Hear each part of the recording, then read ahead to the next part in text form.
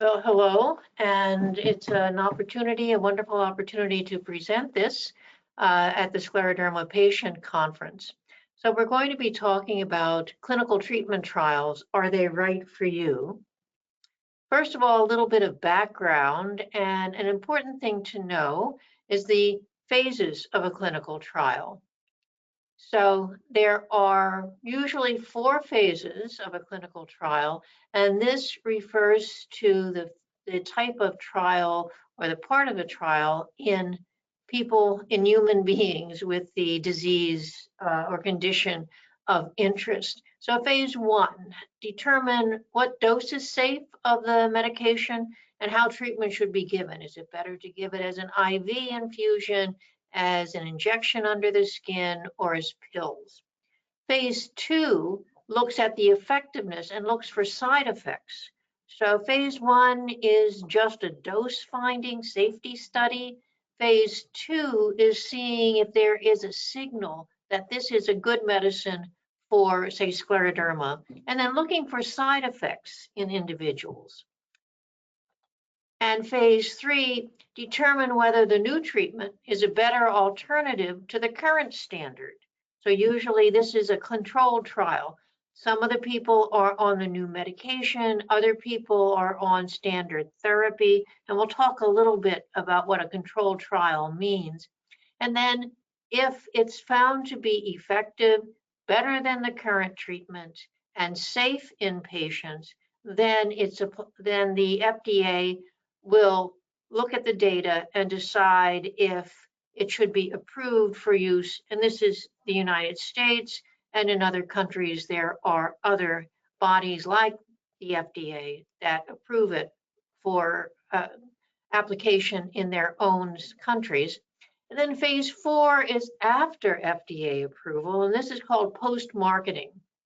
And the reason for this phase is to follow individuals taking the new medication to look for uncommon side effects. So these are old data as of January 2015. It's published by the pharmaceutical industry. But if you look at the many new drugs, hundreds, if not thousands of them, to the left of this slide, this is what is called the discovery phase and preclinical.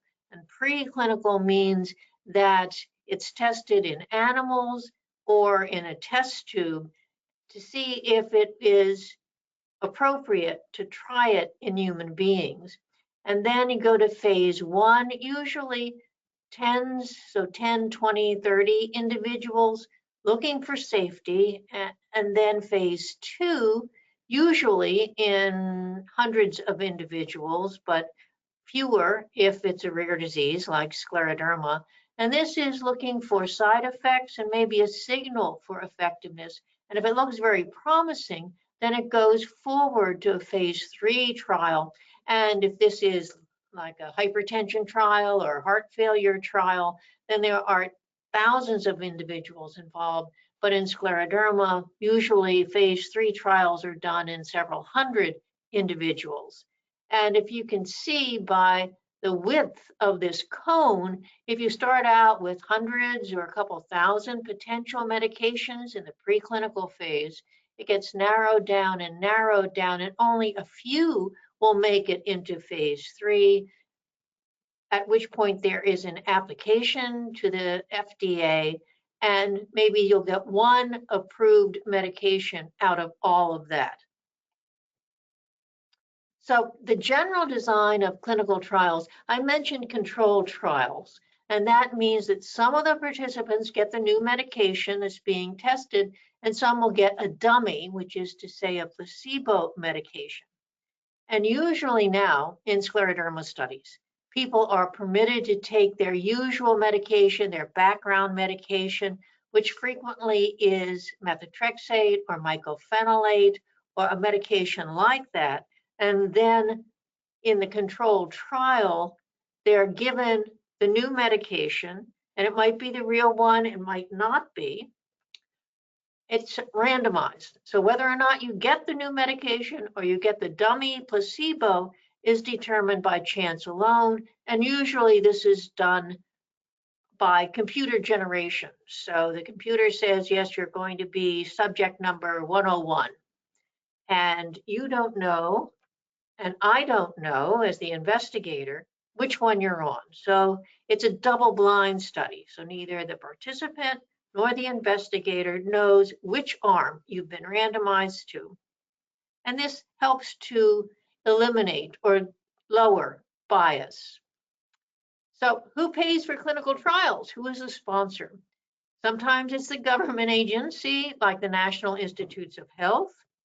And sometimes it's foundations like the Scleroderma Foundation or the Scleroderma Research Foundation, Scleroderma Clinical Trials Consortium, and then finally pharmaceutical companies. So it's not always pharmaceuticals companies that are sponsoring the study. So let's look at some past studies in scleroderma. So these are several, not total, but almost total studies that were randomized, double-blind, controlled, multi-center trials between the 10-11 years, 1995 to 2016.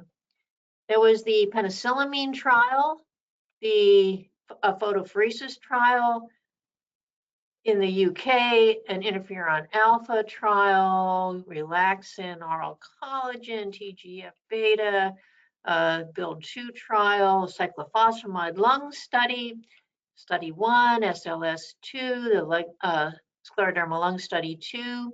So let's look at the results of all those trials. So this is over 21 years of doing trials in scleroderma, most of which, not quite all, but most of which I've participated in.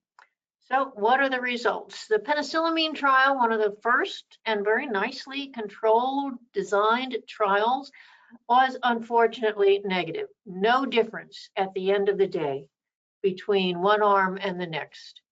So the photopheresis trial, again, negative results.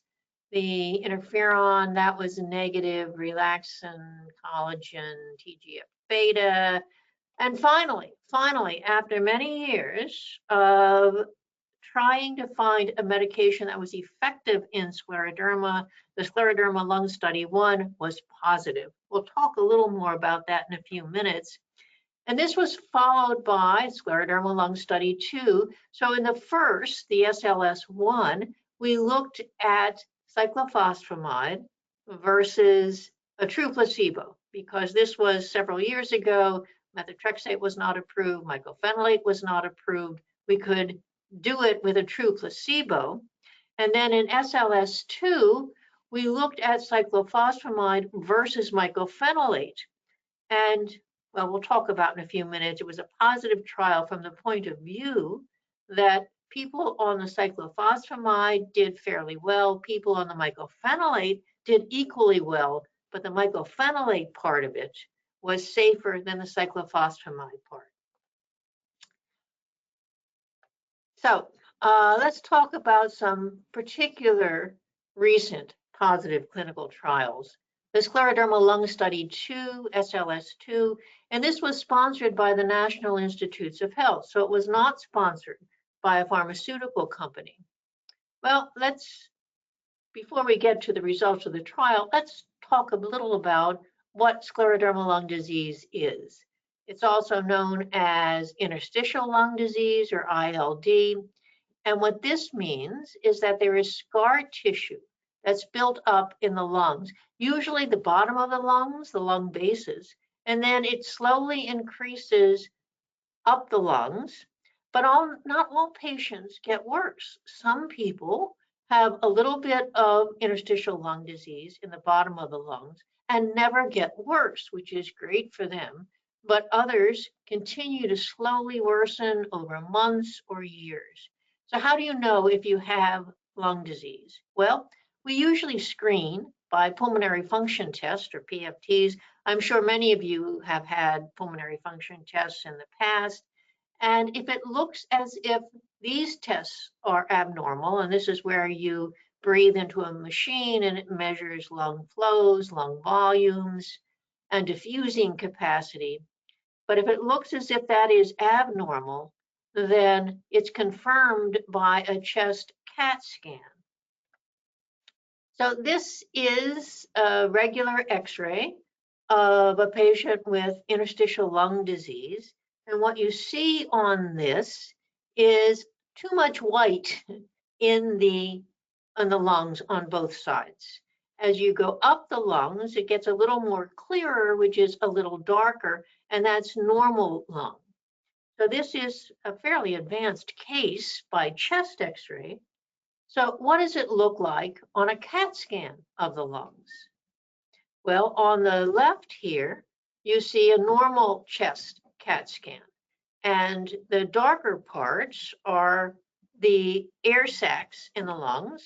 And the lungs are mostly air sacs. So most of the areas are dark, which is correct, which is normal.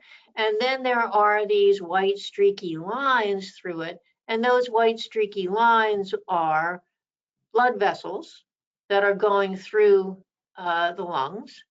There are a lot of blood vessels in the lungs, so that's a normal pattern. Well, what happens in scleroderma interstitial lung disease?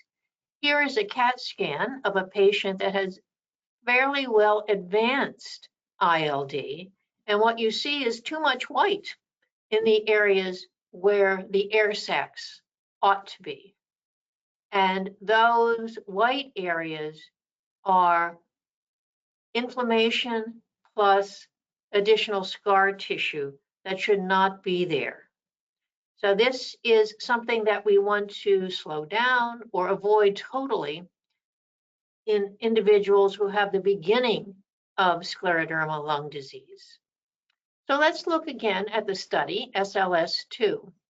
This was randomized, double-blind, prospective, controlled. And there were two arms. One arm of the individuals, one arm of the study, those people were given daily oral cyclophosphamide, also known as Cytoxan, followed by a year on placebo. And the other arm of the study was daily oral mycophenolate, also known as MMF or Cellcept. Cellcept is the brand name. It's now out in generic. And that was for 2 years. So both arms of the study, people on both arms, were followed for a total of 2 years. The reason that we only gave the oral cyclophosphamide for a single year, followed by a year of placebo pills, is that the cyclophosphamide is or can be a very toxic medication, and the recommendation is that people only take 1 year of pills. And the primary outcome measure was a pulmonary function test, looking at the end of the study compared to the beginning of the study. So the conclusions, both arms resulted in improvement or stability in lung function. And also we looked at imaging, CAT scans, and that looked good in both arms. And then we also asked people if they were short of breath, and we did skin scores. The results, finally, at the end of the day, treatment with mycophenolate was associated with fewer drug-related serious side effects compared with cyclophosphamide, and the improvement or stability in lung function, imaging, patients' sense of shortness of breath, as well as the skin scores, those were almost exactly the same in one arm versus the other. So now mycophenolate is accepted as standard of care for scleroderma-related lung disease.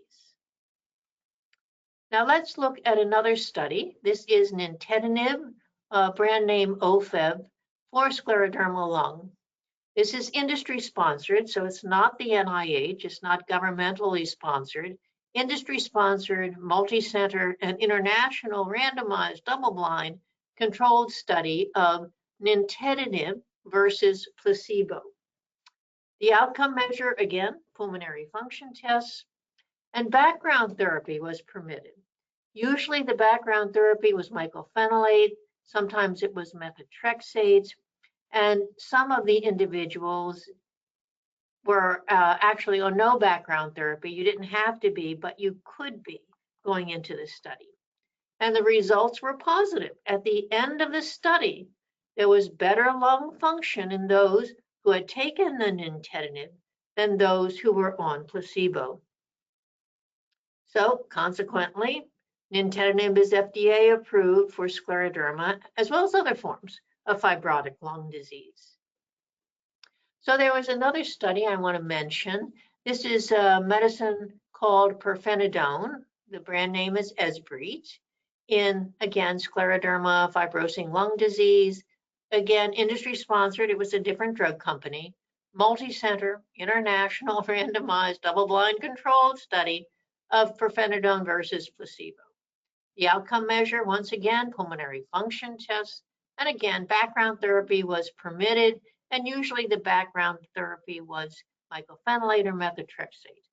And the results, again, positive. There was better lung function at the end of the study compared to the beginning in those who were given the pirfenidone versus those who were on the placebo. And again, pirfenidone now is approved by the FDA in the US for fibrotic lung disease. It's also approved in other countries as well. So if mycophenolate mycophenolate is approved or is found to be effective and relatively safe in scleroderma, what about combining that with, or combining pirfenidone with either the, let me go back, combining mycophenolate with either nintedanib or with pirfenidone? Well, that leads us to Scleroderma Lung Study 3, which looks at mycophenolate alone versus mycophenolate, and in this case, pirfenidone, in early scleroderma-related lung disease. And this is, again, an NIH-sponsored study. It is ongoing. I don't have the results to share with you.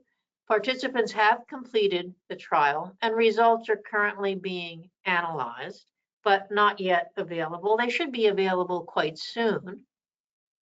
So let's look at the past 3 decades of scleroderma clinical trials. We've managed to get insurance coverage for cyclophosphamide and mycophenolate for this indication. There is now FDA approval for nintedanib, pirfenidone, and another medication, tocilizumab, in scleroderma-related interstitial lung disease. I didn't mention the tocilizumab study, but that is an injectable medication that is now also FDA approved in SSc-ILD, as well as FDA approval for multiple drugs for pulmonary arterial hypertension, again, a complication of scleroderma that I haven't gone through, but nonetheless, there has been a great deal of accomplishments over the last several years, as opposed to the previous 20 years up until 2015, 2016, in terms of finally having good studies with good data that demonstrate improvement in scleroderma. Also, there is multiple ongoing trials, both NIH-sponsored, investigator-initiated, and industry-sponsored, in this previously considered untreatable fibrosing disease. And the question that we started with, and then I'm going to continue, is a clinical trial right for you? Well, the first issue, are you willing? And the second issue, are you eligible? There are also cost considerations. So, are you willing?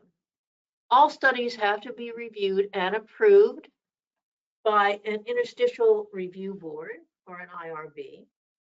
And all participants must be able and willing to sign the informed consent form, or ICF. Now, the ICF, for those of you who are familiar with it, because I'm sure many of you in the audience have taken part in some studies, It describes the study itself, the potential benefits, if any, the potential side effects or risks, and the time commitments.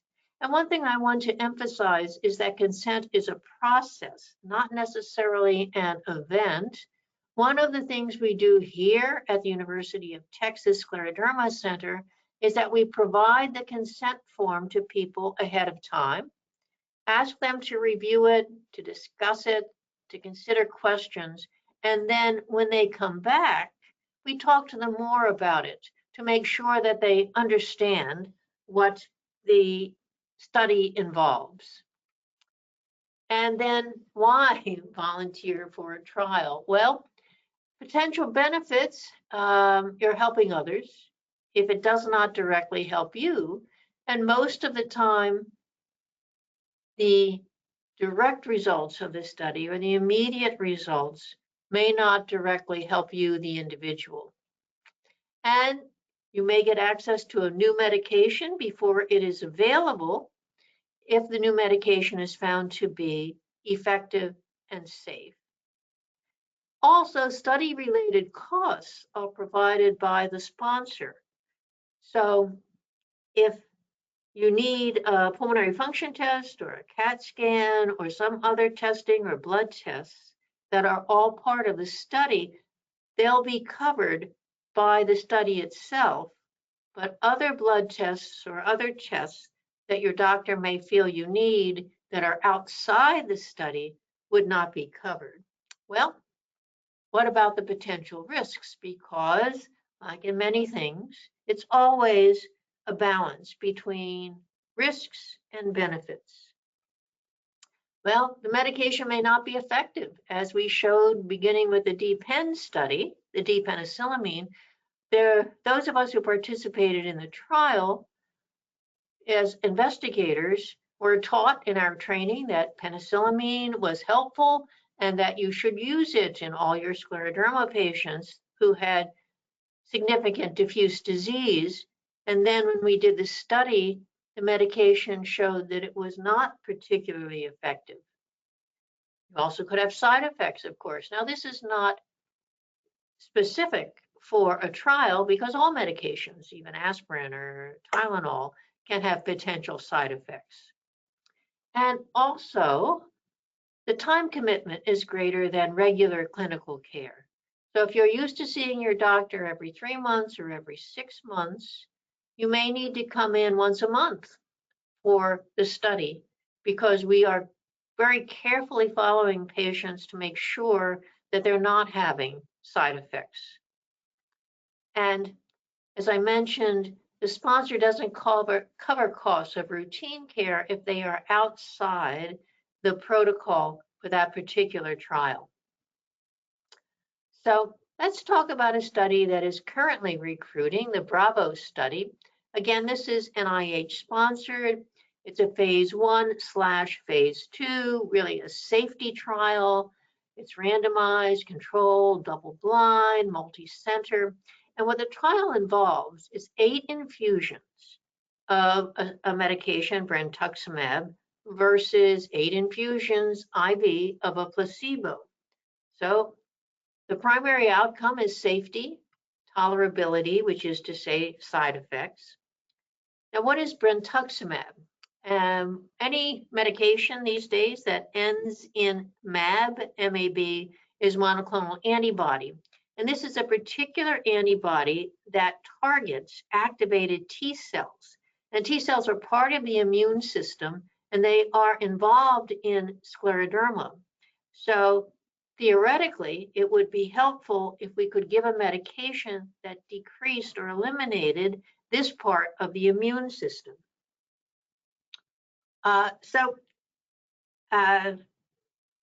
One other thing about brentuximab, it is on the market actually, but it is approved only for a particular type of T-cell lymphoma, which is a form of cancer. So it's approved for this form of cancer. The question is, would it be helpful in another non-cancer disease like scleroderma, where T cells are thought to be very important in the pathology of the disease, in causing the disease and having it progress. So say you're willing, you've looked at all of the information. The next question is, are you eligible?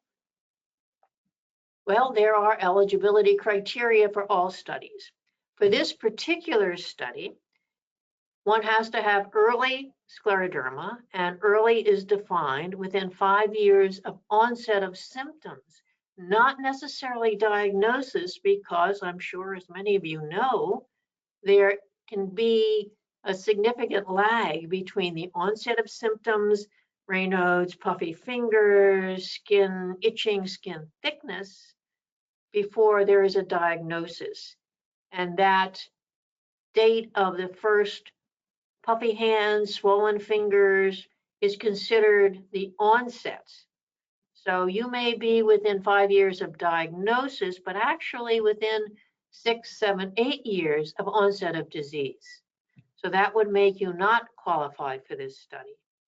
And you also have to have diffuse skin involvement. You have to have adequate kidney, liver, lung, and cardiac function, because the medication may interfere with that. And then there are several other inclusions and exclusions, but these are the major eligibility criteria. And what's the study treatment? Say you're willing, you're eligible, so what do you have to do? Well, you have to come into the study center every 3 weeks for 8 infusions, which takes about 6 months, followed by 24 weeks or another 6 months of observation. So for people, for example, in Texas or in surrounding states who live at a fair distance, it may be very difficult for them to come back that frequently every 3 weeks. And it takes pretty much an entire day to get the infusion. So sometimes people need to come the day before, stay overnight, get the treatment, and then go home. But it's not just your time, of course. If you come with a friend or family member, it is also their time, and they need to be off work. You may need to be off work. There's a lot of things that go into whether or not you'd like to participate. Well, there are currently multiple ongoing scleroderma trials.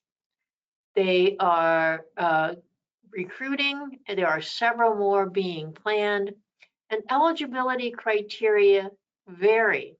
Not all people are eligible for all trials. Some people, even though they have scleroderma and they may be willing, they may not be eligible for any trial. If you want to know if there is a trial for which you might be eligible closer to you than Texas, then you can look at clinicaltrials.gov and search for scleroderma trials and find details of the particular trial and also the sites where it is being offered, so you can see if there is one close enough to you that it would be feasible for you to participate. And from a trialist point of view and my point of view, from someone who has treated scleroderma for the last 30 years, I think the landscape for clinical trials and the potential to have effective and safe medication is quite high. And I'm more optimistic now than I have ever been that we're going to be able to have medications safe and effective that many people will be able to take. So current state of scleroderma clinical trials, well, I think the future looks bright for scleroderma treatment, and I would encourage you to consider a scleroderma trial if you're eligible. And one thing, if the medication is approved, even though the people in whom it has been tested are early scleroderma patients within 5 years of onset, actually, once approved, it could be used for people who have longer duration disease. So just because you would not have been eligible for the clinical trial does not mean that you would not be eligible to receive it if it is approved. And also, if you participate in a clinical trial, frequently, not always, but frequently, there is an open label extension. And what that means is that the medication is offered, the real medication, no longer the placebo. The real medication is offered to individuals who participated in the double-blind part of the study, that they could get it through the study in long-term or longer-term follow-up. So that's pretty much the end of my presentation. If you have any questions, I'll be happy to address them. Thank you.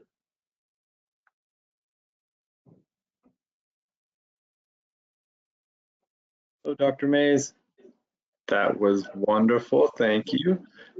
It was kind of short. There's only 32 minutes, it looks like, or 34 minutes. That's not too bad. I'd say our average session is right around 35 to 40 minutes. So I think that's right about in line. Okay, oh, good. Yeah.